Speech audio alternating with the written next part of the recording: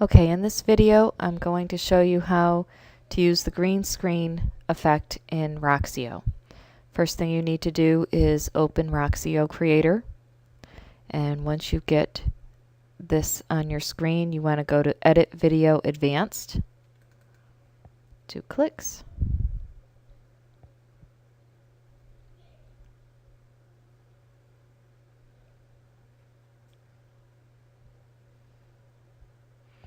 Okay, and when Roxio opens up, or VideoWave opens up, you probably want to create a new production, which I will do for this demo, or you open up whatever production you're working on that should be listed down here.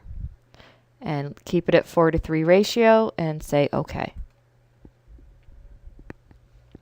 Alright, now to do this, probably the best thing to do is to go to Storyline, View. The first way I'm going to show you how to do it is by putting in a still photo behind you.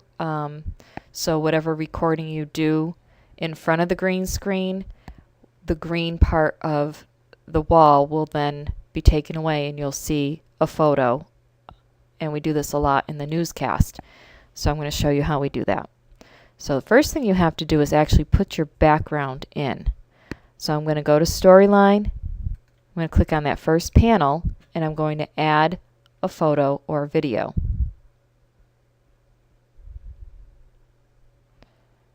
Okay, and then you have to navigate to the folder where your photo is. And I thought I set up, yes. And I'm going to bring in the newscast, the general newscast background. So I'm going to click on the photo and say open. And it brings it in. Now for the next step, we're going to bring in the video that goes over the actual photo background. So I like to go to timeline at this point because they have to line up. And I'm going to go back to add photo video.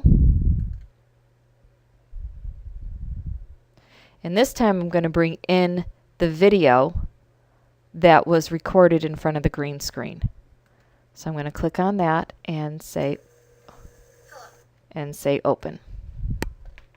Now, when you get to this window, you want to insert it on an internal overlay track of the selected panel, meaning you're going to put it actually on top of the photo that you just brought in.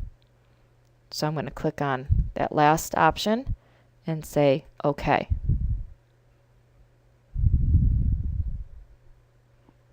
Now notice that the timeline jumps to internal tracks, but in the timeline view. This is important because you have to line up how the background has to be the same length, or it has to be up for as long as your video on the bottom. So you can see in overlay 1 that's your video, and you can see where it ends. So I can actually drag it so that it lines up with the video. You can also go back and tweak this later.